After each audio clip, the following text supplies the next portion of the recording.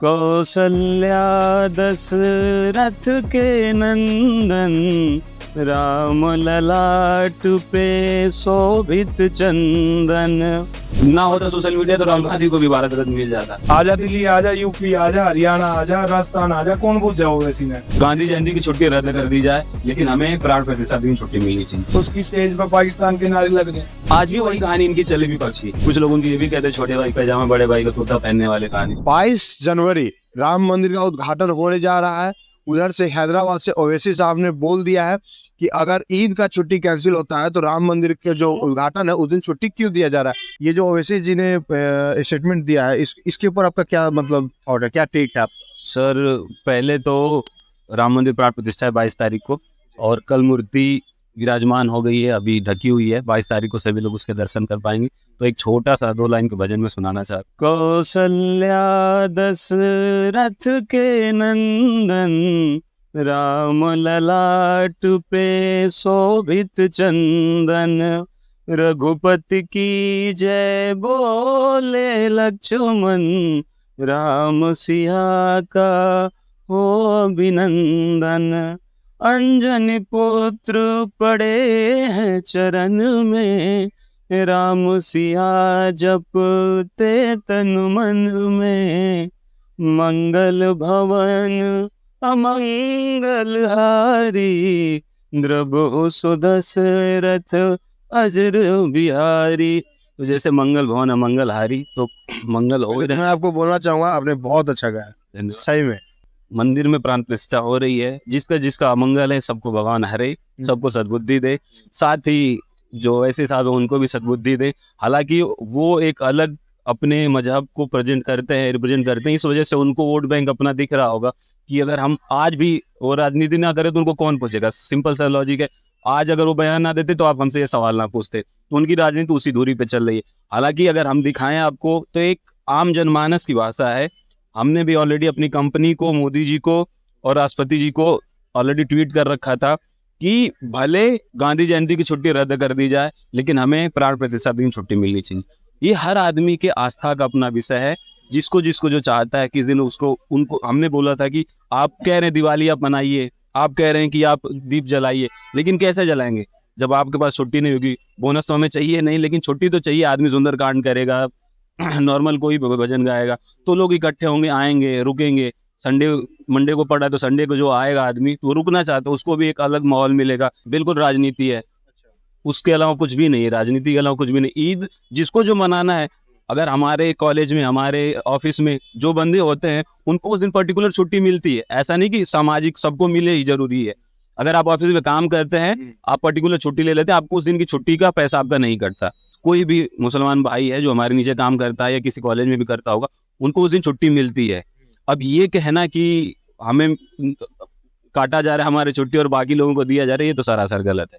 राजनीति के अलावा कुछ। और ये जो विपक्ष के जो नेता लोग हैं वो बोल रहे हैं कि हम नहीं जाएंगे, मतलब राम मंदिर के मतलब 22 तारीख को जो उद्घाटन उसमें हम नहीं जाएंगे। मैंने पहले ही कहा कि मंगल भवन अमंगल हारी। तो इन लोगों का जो अमंगल है, जो मानसिक दिवालियापन है, जो घटिया सोच है, वो भगवान जैसे वो लोग कह रहे हैं कि बीजेपी राम जी का नाम लेकर वोट बैंक की राजनीति कर रही है। तो इनको किसने रोका था? 70 साल पहले ये भी फैसला करवा देते और अपना ही शो बना लेते, अपने आप को लोगों को बुलाते, अपना स्टेज शो करते, अपने आप को रिप्रेजेंट करते, तो आज इनकी दुर्गति ना होती। अगर राम जी वोट बैंक जैसे लोगों का कहना है, वो वोट बैंक तो है ही नहीं, वो हमारे आस्था के विषय, श्रद्धा के विषय।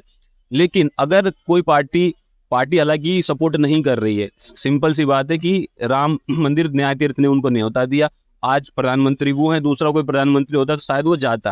हालांकि नेहरू जी नहीं गए थे सोमनाथ मंदिर के प्राण प्रतिष्ठा में, और राजेंद्र प्रसाद को जाने से भी रोका था। तो आज भी वही कहानी इनकी चली विपक्ष की। तो जब धार्मिक आप किसी के साथ नहीं जाएंगे, जबरदस्ती का आरोप प्रत्यारोप आपको करना है, तो जनता सब जानेगी। पहले लोगों को नहीं पता चलता था, सोशल मीडिया और बाकी चीजें कम थी, इसलिए हो सकता है कि इंदिरा गांधी को भी भारत रत्न मिल गया, नेहरू जी को भी मिल गया। ना होता सोशल मीडिया तो राहुल गांधी को भी भारत रत्न मिल जाता। तो सोशल मीडिया कारण जो इनके जितने भी कुंठित या बाकी जो कारनामे हैं, जिन्होंने घृणा से भर रखा था, हिंदू चाहे वह बोर्ड ले लीजिए, चाहे बाकी चीजें ले लीजिए, जितने इन्होंने कांड किए तो सारे सार्वजनिक हो रखे, इसलिए उनको मिर्च लग रही है और कुछ नहीं। जी भाई साहब, आपका कोई विचार? ये जो ओवैसी ने बयान दिया है, कौन है ओवैसी? कौन पूछता है उसको? बताओ कौन पूछता है? हैदराबाद हैदराबाद में 10-15% पूछते हैं उसको। बता दो। आजा दिल्ली, आजा यूपी, आजा हरियाणा, आजा राजस्थान, आजा, कौन पूछ जाओ ओवैसी ने? यो इलेक्ट्रॉनिक मीडिया है, इस मारे थोड़ा बहुत नाम आप भी ले रहे हो ना, तो कौन है ओवैसी? पार्टी जो ओवैसी की पार्टी है, किसने बनाई और उसका क्या विरोध था, पहले वो देखो ना, उसका इतिहास देखो क्या था उसका, किस इतिहास से आता है। हमारे गाँव में आदमी को, मान लो मेरे को कोई पूछेगा, उससे पहले मेरे भाई फलाने का छोरा है, बाप दादा के नाम तो पूछा जाए, तो उसका भी बाप दादा जो था सबको पता है, और जो वो आज के टाइम काम कर रहा है, सारी दुर्विरोधी गतिविधि कर रहा है, उसकी स्टेज पर पाकिस्तान के नारे लगते हैं नहीं लगते हैं? जबकि ओवैसी जी जो है वो पढ़े लिखे नेता है, ऐसा नहीं वो एडवोकेट है। वो मतलब पढ़े लिखे नेता होकर वो इस तरह की बयानी करते हैं कि अभी देखिए 2-3 दिन पहले उन्होंने बोला कि सारे मुस्लिम भाई लोग जो है इकट्ठा हो जाओ, ये लोग नहीं तो सारे मस्जिद को गिरा देंगे, इसी तरह से कब्जा करते रहेंगे। तो मतलब इस तरह की भड़काऊ भाषण तो नहीं देनी चाहिए ना। देखिए, पढ़ाई लिखा जो पैमाना आजकल क्या हो रखा है, कई लोग भी उनको तो बैरिस्टर लोग कहते हैं, कुछ लोग उनको ये भी कहते हैं छोटे भाई का पैजामा बड़े भाई का कुर्ता पहनने वाले कहानी। तो उनकी सोच वहीं तक है, एक पर्टिकुलर समुदाय, एक पर्टिकुलर एरिया में। हालांकि उसने बिहार में जाके 4-5 सीटें भी जिताई है लोगों को, जो कि दुर्गामी अगर हम उसका परिणाम देखें तो बहुत भयावह होगा। क्यों, ऐसा क्यों लग रहा है? क्योंकि ऐसे लोग अगर सत्ता में आएंगे, आज उनको संविधान की चीजें दिखती हैं, लेकिन उनकी सोच वो शरीयत वाली है। तो फिर मुस्लिम जो लोग हैं उनको रिप्रेजेंट करने का कोई नेता ऐसे ही कम है, फिर तो और कोई बचेगा ही नहीं। तो उन लोग को रिप्रेजेंट करने के लिए कोई तो मुस्लिम नेता चाहिए ना। सर, रिप्रेजेंट हम किसी पर्टिकुलर कम्युनिटी, पर्टिकुलर समुदाय, पर्टिकुलर धर्म, पर्टिकुलर लिंग को क्यों दें? जब संविधान हमें वो आज़ादी देता है कि कभी भी जो भी शपथ लेते हैं उस पद पर आने के लिए, कि जाति, लिंग, धर्म और बाकी किसी भी अभाव पर हम भेदभाव नहीं करेंगे। तो अगर पर्टिकुलर हम किसी की बात करते हैं तो भेदभाव ही हुआ ना। लेकिन आप ग्राउंड लेवल पे अगर जाइएगा, ग्राउंड पे जाइएगा, तो वो इस तरह का काम होता नहीं है। वहाँ पे कास्ट चलता है, धर्म चलता है, मेरे कास्ट का आदमी है तो हम इसको वोट देंगे। वो वोट बैंक बन गया है ना। आज जरूरत है, जैसे अभी बात होती है SC/ST एक्ट की, ठीक है, बाकी वह बोर्ड की, सबकी अपनी किस अल्पसंख्यक आयोग की आप ले लीजिए। तो आयोग अगर ये बने हैं तो आज हिंदू सनातन आयोग की बात होती है, अगर SC/ST एक्ट है तो बाकी सवर्ण आयोग की बात होती है। तो बात क्यों हो रही? क्योंकि पहले भेदभाव हुए हैं, उनको हमें हटा के, जैसे आज हम कहते हैं कि कास्टिज्म, जाति की बात करते हैं, वो कैसे खत्म होगा? हम जाति प्रमाण पत्र तो पहले बंद करें, अगर नहीं बंद कर पाती तो चीजें चलती रहेगी वोट बैंक की राजनीति पे।